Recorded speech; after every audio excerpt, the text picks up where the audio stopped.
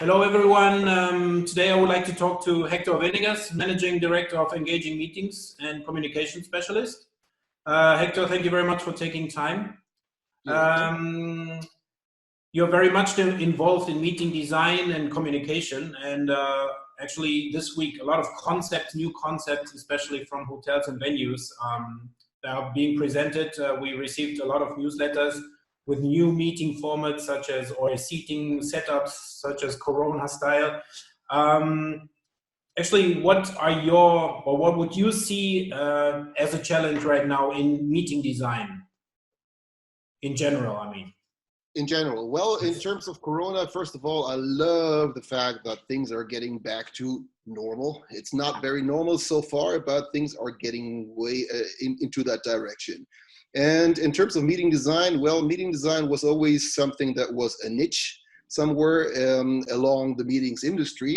And now it's getting more and more important because people are seeing that we have to rethink the way we were doing business and we were doing events.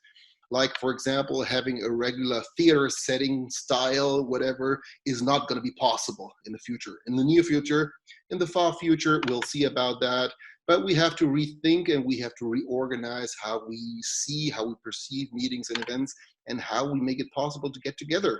And that's what we have to be a little bit more creative. And basically, that is what meeting design is all about.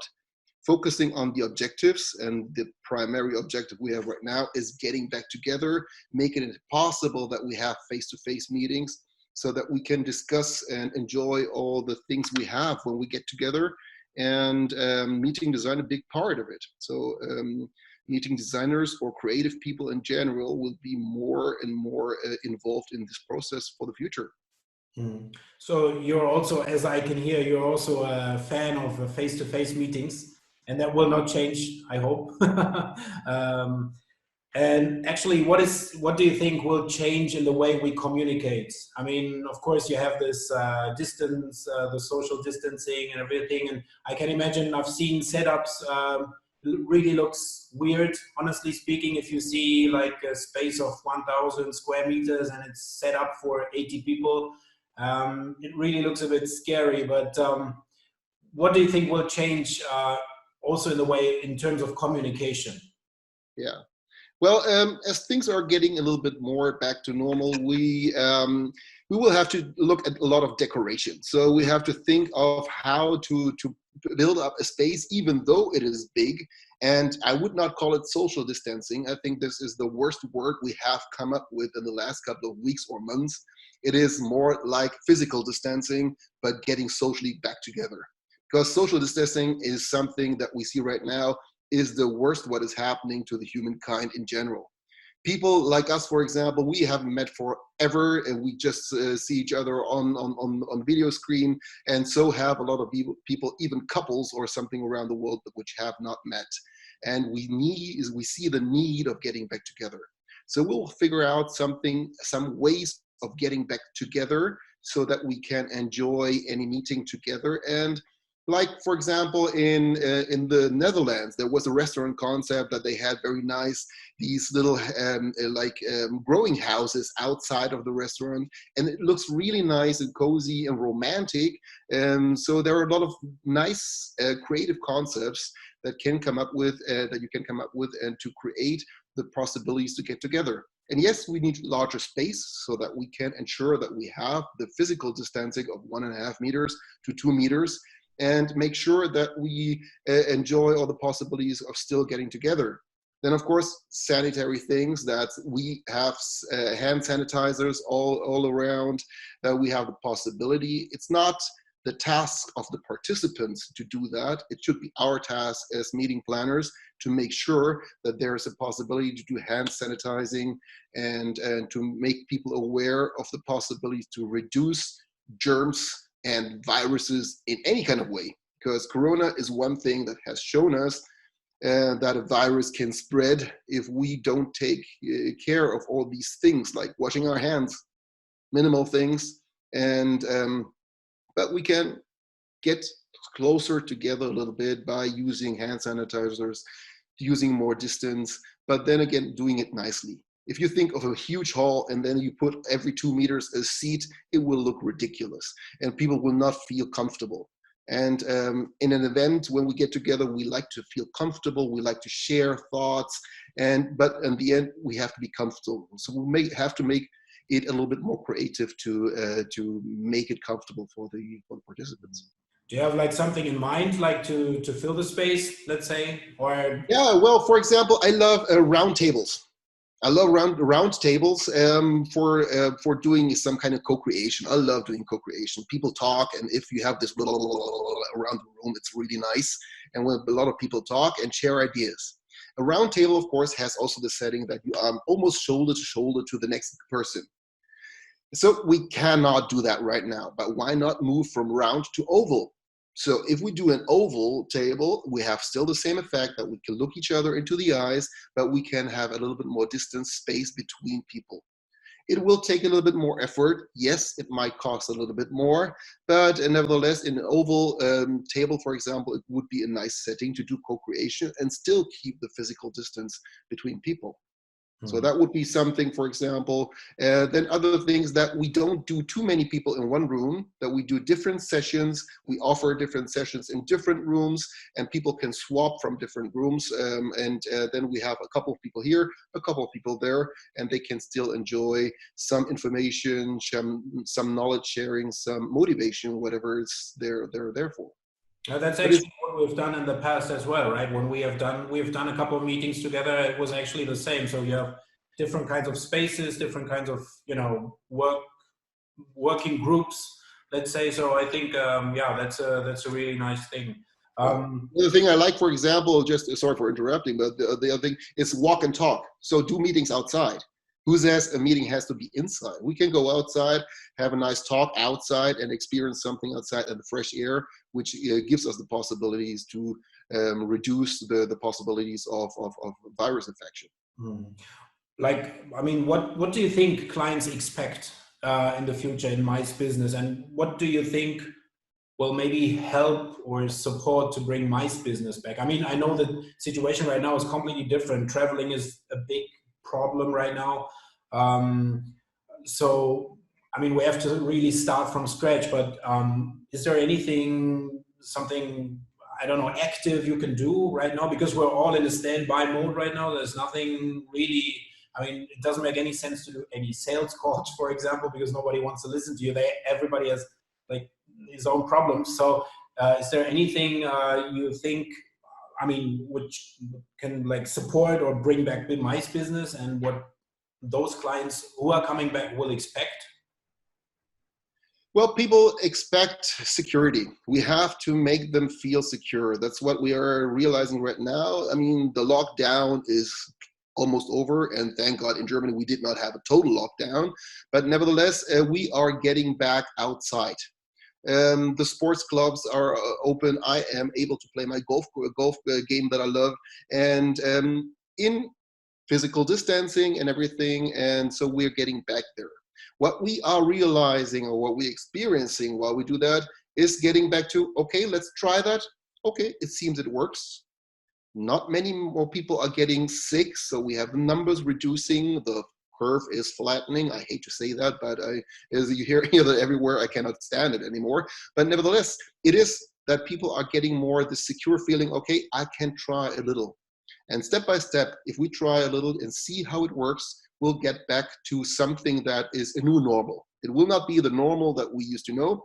It is a new thing, and that, of course, has a lot of opportunities too.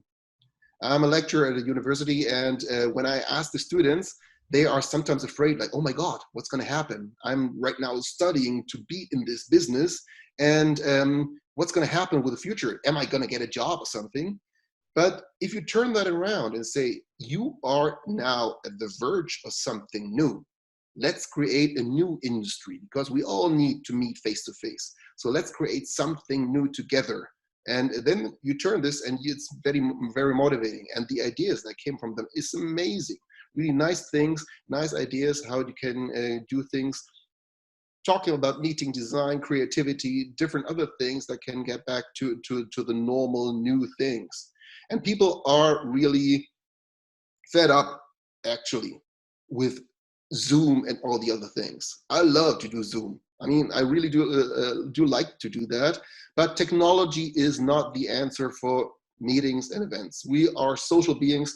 We like to be together. We have to be together. We have to share ideas, get some knowledge, do things. So conferences, meetings, events, incentives, all of these will happen again. Slowly, we will go there and be a little bit, if we feel the security that we can do the next step, we will do the next step. And slowly but steadily, we will go there and see that it will work, and we'll gain the confidence that nothing will happen or nothing bad will happen. Taking into account that we continue the measures like keeping a little bit of distance, cleaning our hands, sanitizing, and maybe getting some vaccines or something for this specific virus. But there might be other viruses out there. We have to be aware. Yeah, I totally agree. I was just talking to other colleagues as well, and what we all agreed in was like you have to, if as soon as people will get the confidence to travel again, to board an airplane, with all the restrictions you have and regulations will come up, like I don't know, after 9/11 we had this thing, you know, with the 1 liter bags, but people get used to it, and once you're feeling comfortable about it, then I think they will get the confidence, they feel secure, and everybody knows what's coming up. So people will travel again, and I'm actually 100% on the same page like you. I mean, we have to meet face to face, and incentives and unique experiences, which we are working on always, and that business will come back definitely. People adapt to new challenges, and people have adapted now to the fact that we can only meet online. Mm-hmm. But people have also seen that the communication doing online lacks a lot of layers, because communication has so many different layers. And one of them, of course, is the verbal communication. The next one is the auditive communication. So we hear and we speak words, and we hear the other one's words. With the video camera on top, we can even see somebody nodding, like I can see you nodding right now, but that is not everything, because how you're seated there, how your body posture is and everything is different than it would be if we would meet face to face. And I could see and read your body language and see if you agree with me or not, and different things. So there are a lot of layers that are not within the possibilities of any technology needs. So technology is a support, and can and will be a continuous support for the future. Like home offices, for example, that people realize that, hey, doing home offices is not as bad as people thought it would be. So there will be possibilities of doing online meetings, but also in combination with other meetings, maybe hybrid meetings, but still it will not change the fact that we need to meet face to face to make things happen. Yeah, absolutely. Yeah. I mean, last but not least, what's your forecast, or what do you think? I mean, it's a super difficult questions, and nobody knows what's coming up next. But what do you think about the next months? Let's say half a year, maybe 2 or 3 years. What is your personal opinion about that? It's hard to say. I mean, I'm not an expert in terms of medicine. I don't know when this vaccine for coronavirus will be there, or Covid-19. It will change into COVID whatever, and it will change into something else, or other viruses might come along. So it will be a continuous thing that we have to look at and be aware of. But you see it right now. You see it happening right now. Events are taking place. I have a student who works at a club. They usually do big parties of 1,000 people, and they have reorganized and thought, how can we make some money? And so they have made a beer garden where they invited like up to 100 people. And these people had to be, of course, physical distancing, but they still had a DJ there. They had some drinks there. These people, almost 100 people, had a blast. A really big, great time, and they did the event that they usually would have with 1,000 people. That is not the same, of course, but it can grow. So people are starting to do events, and this is the positive things. This is the positive story out of what I was telling, is that things are happening. We are getting there. You see, Not a lot of airplanes are flying, but there are continuously getting some flights, and a little bit more towards different people, different places. And so people will be starting traveling again, business traveling again. Conferences will take place. The MPI WEC is set to be in November. We don't know in the United States, but there are other conferences. I just got the information from the meeting show in London that it will apparently take place in October, I think, and which was supposed to be now in June. So people are working on it, are planning on doing events, and we will start slowly but steadily continuing doing events, and it will grow a little bit by little. It's not something that will happen in the next couple of weeks, that we get back to normal how it used to be. There will be a new normal, but we'll get slowly but steadily going back. And then incentives will start, and people are only waiting for the possibilities to try little steps. Yeah, and for us it's always good because, I mean, every crisis is a chance, so you can be very creative, think about new things. So I totally agree. Hector, thank you very much for taking time today. I know you're super busy. Thank you that you made it. It was really nice to talk to you. And yeah, all the best. Be safe. Yeah, and we keep in touch. And yeah, all the best to you. Thank you. It was my pleasure. Yuji, take care. Thank you very much. Bye. Bye. Bye. Bye.